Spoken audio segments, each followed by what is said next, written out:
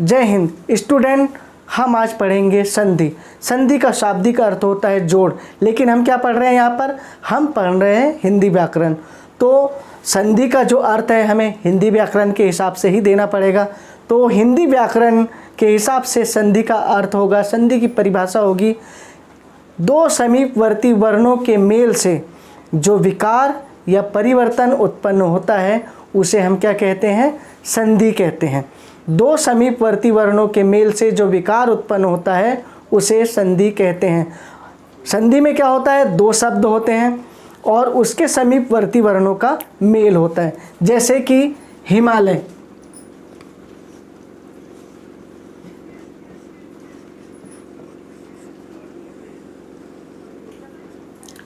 हिमालय संधि से जुड़ा हुआ शब्द यानी संधि किया हुआ शब्द है और इसमें क्या है? दो सार्थक शब्द हैं। सार्थक शब्द से क्या मतलब होता है? जिनके कोई अर्थ है, यानी ये हिमालय में दो शब्द मिले हुए हैं तब जाकर ये हिमालय बना हुआ है। जैसे कि हिम,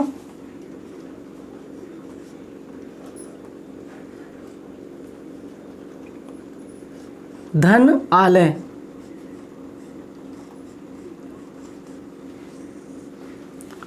हिम और आलय मिलाकर क्या बना है? हिमालय बना हुआ है। और ये दो सार्थक शब्द होते हैं जिनके कोई ना कोई अर्थ होते हैं। यानी संधि में ऐसा होता है कि कोई भी दो शब्द होते हैं जिनको हम जोड़ रहे होते हैं, लेकिन उन दो शब्द का कोई ना कोई अर्थ निकलता है। जैसे कि यहाँ हिमालय है तो हिम धन आलय बराबर हिमालय बना हुआ है। ही धन मालय बराबर हिमालय नहीं है। मेरी बात को आप सुन रहे हो? ही धन मालय बराबर हिमालय नहीं हो रहा है, हिम धन आलय बराबर हिमालय हो रहा है। जैसे कि हिम का अर्थ होता है बर्फ और आलय का अर्थ होता है घर। तो संधि में क्या होता है?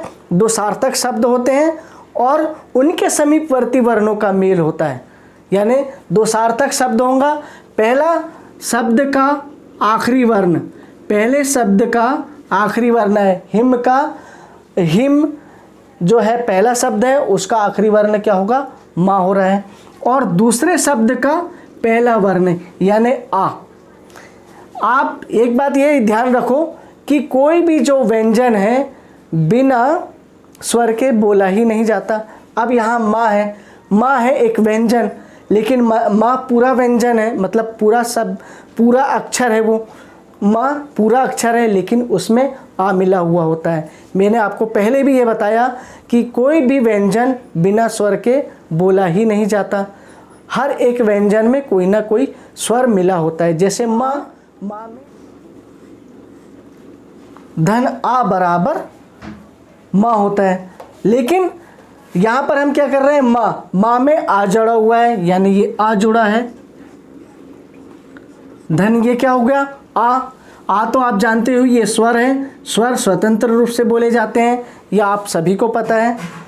अब ये दोनों मिलाकर क्या होता है? बड़ा आ हो रहा है। तो हिम धन आलय बराबर क्या होता है? ही मा लय। ये जो दो सार्थक शब्द हुए, हिम धन आलय, दो सार्थक शब्द हुए, उनका कोई ना कोई अर्थ निकल रहा है और उनके समीपवर्ती वर्ण यानी पहला जो सार्थक शब्द है उसका आखिरी वर्ण, ठीक है, और दूसरा सार्थक शब्द है उसका पहला वर्ण का मेल हो रहा है। तो क्या बन रहा है? हिमालय बन रहा है, यानी हिमालय संधि किया हुआ शब्द है। अब ऐसे ही एक और शब्द ले लेते हैं हम, जैसे मनः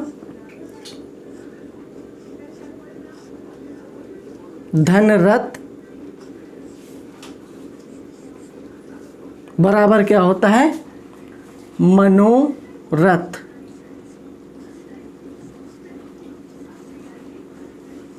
यहाँ पे भी ऐसा ही हो रहा है।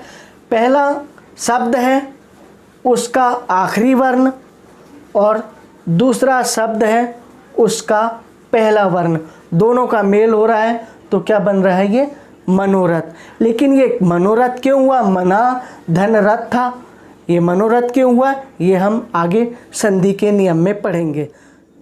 संधि तो हमने पढ़ लिया कि संधि किसे कहते हैं।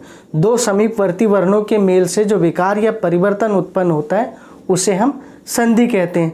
लेकिन अब हमारे मन में प्रश्न उठता है कि संधि विच्छेद है क्या। संधि विच्छेद भी तो पढ़ना है। जब हम संधि पढ़ रहे हैं तो संधि विच्छेद को भी जानना। सबसे पहले हम पढ़ते हैं संधि विच्छेद। संधि विच्छेद क्या होता है? दो समीपवर्ती वर्णों के मेल से बने हुए जो शब्द हैं वो क्या कहलाते हैं? संधि कहलाते हैं। और इन्हीं शब्दों को संधि के नियमों के द्वारा फिर से अपने मूल अवस्था में ला लेने को हम क्या कहते हैं? संधि विच्छेद। यानी कि दो वर्णों के मेल से बने हुए शब्दों को फिर से संधि नियमों द्वारा अपनी मूल अवस्था में लाने की प्रक्रिया को हम क्या कहते हैं? संधि विच्छेद कहते हैं। जैसे कोई भी हम संधि विच्छेद किया हुआ शब्द ले लेते हैं। ये लिए हमने वागीश।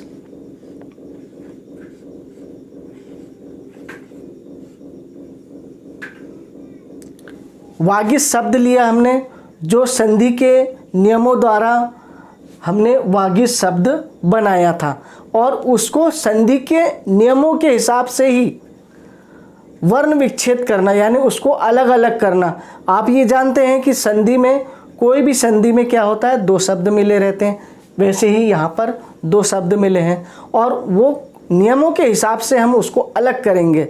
यानी संधि के नियमों के हिसाब से जब हम उसको अलग अलग करेंगे तो वहाँ पर क्या होता है? संधि विच्छेद। हमने यहाँ पर एक संधि किया हुआ शब्द लिए वागीश।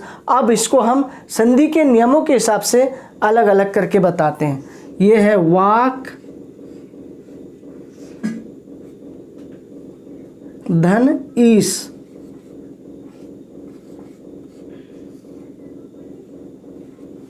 संधि विच्छेद में हमने क्या काम किया?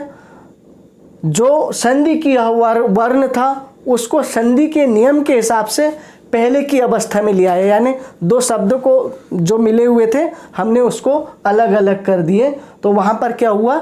वो संधि विच्छेद हुआ। उसे हम संधि विच्छेद कहते हैं। अब संधि विच्छेद भी हमने जान लिया और संधि भी जान लिया। अब ये जानते हैं कि संधि के कितने प्रकार होते हैं। यानी संधि के कितने प्रकार होते हैं? संधि के 3 प्रकार होते हैं। पहला होता है स्वर संधि, दूसरा होता है व्यंजन संधि और तीसरा होता है विसर्ग संधि। आइए हम जानते हैं स्वर संधि, व्यंजन संधि और विसर्ग संधि में अंतर हम कैसे पहचानें, वो भी आसानी से। स्वर संधि, व्यंजन संधि और विसर्ग संधि को मतलब पहचानने की आसान सी ट्रिक है। जैसे कि स्वर संधि में क्या होता है? स्वर संधि में यदि पहले शब्द का आखिरी वर्ण, यानी स्वर संधि से बना हुआ शब्द क्या है? स्वर संधि का शब्द हमने क्या लिए? नवागत ले लिए। नवागत ले लिए, ये दो शब्दों से मिलकर बना हुआ शब्द है। ये तो आप सभी जानते हैं। नव धन आगत बराबर क्या होता है? नवागत। ये दो शब्दों से मिलकर बना हुआ शब्द है। तो स्वर संधि में पहले शब्द का आखिरी वर्ण यदि स्वर हो तो वहाँ पर स्वर संधि होगा। और व्यंजन संधि में, व्यंजन संधि से मिला हुआ शब्द कौन सा है? ये है जगन्नाथ। जगन्नाथ दो शब्दों से मिलकर बना हुआ शब्द है। जगत धन नाथ बराबर क्या हो रहा है? जगन्नाथ होता है। तो व्यंजन संधि आखिरी वर्ण यदि व्यंजन हो वहाँ पर व्यंजन संधि होगा। उसी तरह विसर्ग संधि।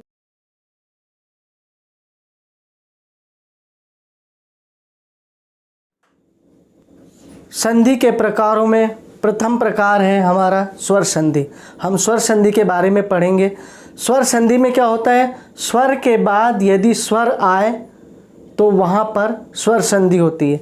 दूसरे शब्दों में यदि स्वर के बाद स्वर आ रहा है और वहाँ पर विकार उत्पन्न हो रहा है तो उसे हम स्वर संधि कहते हैं। जैसे कि मत, धन अनुसार।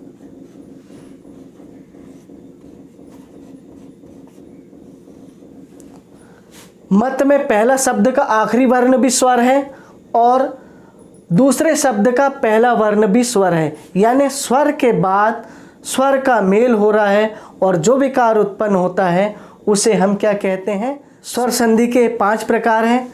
यानी कि ये जो स्वर संधि है इसके भी 5 भाग होते हैं और 5 भाग में सबसे पहले होता है दीर्घ स्वर संधि, दूसरा होता है गुण स्वर संधि, तीसरा होता है वृद्धि स्वर संधि, चौथा होता है यन स्वर संधि और 5वां होता है अयादि स्वर संधि। वीडियो ज़्यादा लंबा ना हो जाए इसलिए हम वीडियो को यहीं समाप्त करते हैं, यहीं वीडियो को ख़त्म करते हैं।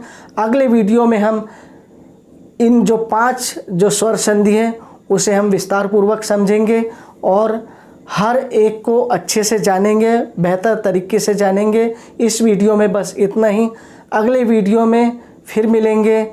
तब तक के लिए जय हिंद, जय भारत।